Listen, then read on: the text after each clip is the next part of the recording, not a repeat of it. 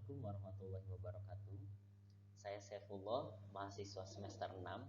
Di sini saya akan coba membahas bisnis internasional. Pada saat ini saya kuliah di Universitas Primagraha dan dosen pengampu saya yaitu Ibu Adisya Maya Andara, SPDMN. Baiklah, saya akan coba membahas Jurnal Sistem Moneter Internasional, Jurnal Bretton Woods, Analisis dan Evaluasi Krisis Sistem Moneter Internasional. Baiklah, saya akan coba membahas sejarah sistem moneter internasional. Sistem moneter internasional adalah suatu sistem yang memungkinkan suatu negara dapat saling berhubungan satu pihak, praktik, peraturan, dan mekanisme yang menentukan tingkat di mana suatu mata uang ditukarkan dengan mata uang lain. Suatu sistem moneter internasional yang berjalan dengan baik akan melancarkan perdagangan dunia, arus investasi asing, dan interdependensi global. Sistem moneter internasional. Kurs tukar mata uang suatu negara dipandang dari sisi MNC dapat berpengaruh terhadap posisi persaingan dan resiko atas investasinya. Sistem kurs tukar yang dianut suatu negara dapat berpengaruh terhadap aktivitas bisnis MNC.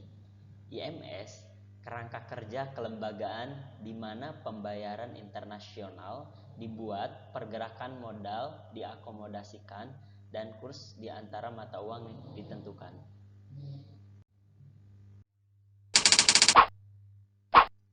IMS meliputi instrumen lembaga kesepakatan yang menghubungkan mata uang, pasar uang, sekuritas, real estate, dan pasar komoditas dunia. Tujuan IMS untuk mendesain kurs tukar mata uang antar negara di dunia stabil. Kurs tukar falas, harga suatu mata uang negara lain yang dinilai dengan mata uang negara tertentu. Sistem moneter internasional, standarnya adalah emas dan dolar. Terdapat dua konsep tradisional mengenai konvertibilitas mata uang. Yang pertama, nilai mata uang yang tertera dan yaitu nilai nominal, kemudian sama dengan nilai logam pembuatnya yaitu nilai intrinsik. Nilai mata uang yang tertera tidak ada hubungannya dengan nilai logam pembuatnya. Standar kurs tetap. Standar ini identik dengan sistem Bretton Woods, di mana yang menerapkan standar dolar emas. Kemudian yang kedua, bank sentral secara aktif akan menarik atau melepaskan cadangan mata uang pada saat mata uang mengalami depresi atau apresiasi. Standar kurs alternatif, di mana mendasarkan nilai mata uang dengan suatu mata uang atau sekelompok mata uang yang merupakan mitra dagang utamanya. Kemudian, nilai mata uang ditetapkan berdasarkan sistem paket pengumpulan yang berperan untuk membiayai perdagangannya dengan tujuan stabilitas mata uangnya. Selanjutnya, sistem dewan mata uang yang biasa disebut dengan CBS, yaitu manajemen nilai tukar mata uang oleh suatu lembaga keuangan resmi yang diberikan wewenang mutlak untuk menerbitkan atau mencetak mata uang dasar.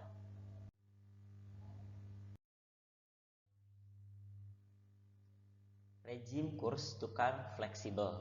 Ada 3 elemen kunci persetujuan Jamaika, di mana kurs fleksibel dideklarasi bagi anggota IMF. Kemudian, emas secara resmi dibebaskan sebagai aset cadangan internasional. Kemudian, negara-negara minyak dan negara kurang berkembang diberi akses lebih besar tahapan dari IMF.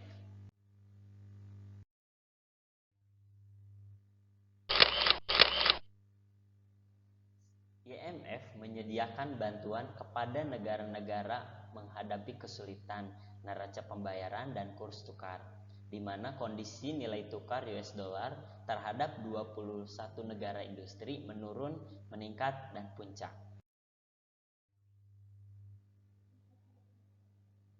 Hasilnya kira-kira yang pertama adalah negara akan bekerja sama untuk mencapai stabilitas kurs tukar uang yang lebih besar. Kemudian yang kedua, negara-negara menyetujui untuk berkonsultasi dan berkoordinasi lebih erat atas kebijakan makroekonomi. Kemudian selanjutnya, menandai lahirnya sistem mengambang terkendali dalam negara-negara yang akan bekerja sama mengintervensi dalam pasar falas untuk mengoreksi. Nah, di mana penetapan kurs tukar sekarang ini adalah ada beberapa. Yang pertama, 3 persyaratan mata uang ideal. Yang pertama, stabilitas kurs tukar. Kemudian yang kedua, integrasi keuangan penuh. Dan yang ketiga, kebebasan moneter. Selanjutnya yaitu mayoritas mata uang di dunia ditambatkan terhadap mata uang tunggal, terutama US dollar. Penetapan kurs tukar sekarang mengambang terkendali dengan tidak menerabas pengumuman sebelumnya untuk kurs tukar. Otoritas moneter mempengaruhi pergerakan kurs tukar melalui intervensi aktif di pasar falas tanpa pengkhususan atau komitmen sebelumnya terhadap terabasan yang diumumkan sebelumnya untuk nilai kurs tukar.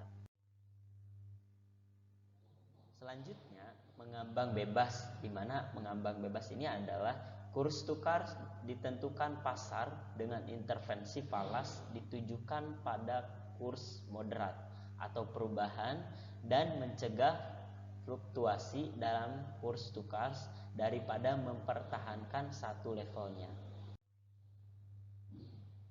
Siklus bisnis internasional. Jadi ada beberapa siklus bisnis internasional.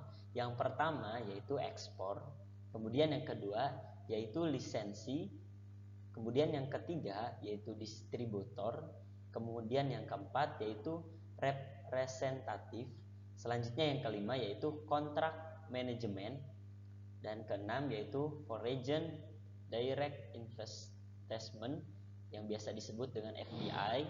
Ada 3 strategi, yaitu merebut pangsa pasar yang lebih besar, kemudian yang kedua efisiensi biaya produksi, dan meningkatnya daya saing.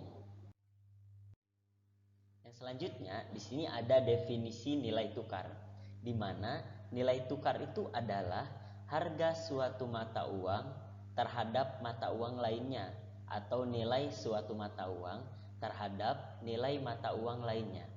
Selanjutnya, kenaikan nilai tukar mata uang dalam negeri disebut dengan apresiasi atas mata uang asing. Penurunan nilai tukar mata uang dalam negeri disebut dengan depresiasi atas mata uang asing. Sistem nilai tukar yang digunakan untuk pertukaran mata uang asing pada awalnya adalah gold, dan sekarang juga bisa digunakan yaitu uang dolar. Nah, selanjutnya dikarenakan terdapat beberapa kekurangan terhadap gold standar, maka selanjutnya diberlakukan sistem kurs tetap dan kemudian menjadi sistem kurs mengambang.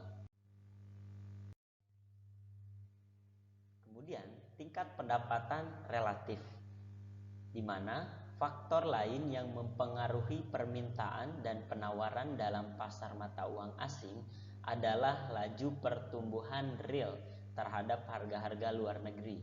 Laju pertumbuhan real dalam negeri diperkirakan akan melemahkan kurs mata uang asing, sedangkan pendapatan real dalam negeri akan meningkatkan permintaan valuta asing relatif dibandingkan dengan suplai yang tersedia. Suku bunga relatif. Kenaikan suku bunga mengakibatkan aktivitas dalam negeri menjadi lebih menarik bagi para penanam modal, dalam negeri maupun luar negeri. Terjadinya penanaman modal cenderung mengakibatkan naiknya nilai mata uang, yang semuanya tergantung pada besarnya perbedaan tingkat suku bunga di dalam dan di luar negeri. Maka perlu dilihat mana yang lebih murah, di dalam negeri atau di luar negeri. Dengan demikian, Sumber dari perbedaan itu akan menyebabkan terjadinya kenaikan kurs mata uang asing terhadap mata uang dalam negeri. Masukan kontrol untuk pemerintah bahwa kebijakan pemerintah bisa mempengaruhi keseimbangan nilai tukar dalam berbagai hal, termasuk yang pertama, usaha untuk menghindari hambatan nilai tukar valuta asing. Kemudian yang kedua, usaha untuk menghindari hambatan perdagangan luar negeri. Kemudian yang ketiga, melakukan intervensi di pasar mata uang, yaitu dengan menjual dan membeli mata uang. Selanjutnya, pemerintah melakukan intervensi di pasar uang. Yang pertama, untuk memperlancar perubahan dari nilai tukar uang domestik yang bersangkutan. Kemudian yang kedua, untuk membuat kondisi nilai tukar domestik di dalam batas-batas yang ditentukan. Kemudian yang ketiga, tanggapan atas gangguan yang bersifat sementara. Kemudian yang keempat, mempengaruhi variabel makro seperti inflasi, kemudian tingkat suku bunga, dan tingkat pendapatan. Ekspektasi, di mana faktor kelima yang mempengaruhi nilai tukar valuta asing adalah ekspektasi atau nilai tukar di masa depan. Sama seperti pasar keuangan yang lain, pasar falas bereaksi cepat terhadap setiap berita yang memiliki dampak ke depan. Dan sebagai contoh, berita mengenai bakal melonjaknya inflasi di Amerika Serikat mungkin bisa menyebabkan perdagangan falas menjadi dolar, karena memperkirakan nilai dolar akan menurun di masa depan. Reaksi langsung akan menekan nilai tukar dolar dalam pasar. Kemudian, untuk menentukan perubahan nilai tukar antar mata uang suatu negara dipengaruhi oleh beberapa faktor yang terjadi di negara yang bersangkutan, yaitu selisih tingkat inflasi, selisih tingkat suku bunga, selisih tingkat pertumbuhan GDP, intervensi pemerintah di pasar valuta asing, dan ekspektasi perkiraan pasar atas nilai mata uang yang akan datang. Nah, banyak tadi yang sudah kita bahas. Pada kesimpulannya adalah sistem moneter global internasional adalah suatu perangkat kebijakan, institusi, praktisi, regulasi, mekanisme yang menentukan tingkat di mana mata uang satu ditukarkan dengan mata uang yang lain. Perubahan sistem moneter diakibatkan oleh gejolak ekonomi. Dengan mempelajari pengalaman historis akan mendapat diperoleh gambaran timbulnya ketidakstabilan ekonomi serta proses penyesuaian neraca pembayaran internasional. Baiklah, mungkin itu saja yang bisa saya sampaikan pada kesempatan pada kali ini. Saya Saifullah, mohon maaf apabila ada kesalahan. Untuk teman-teman yang ingin mengkritik atau mungkin yang akan menambahkan saran, boleh silahkan nanti dituliskan di kolom komentar. Baik, saya Saifullah pamit undur diri. Wassalamualaikum warahmatullahi wabarakatuh. Universitas Primagraha, Kampus Masa Depan Gemilang.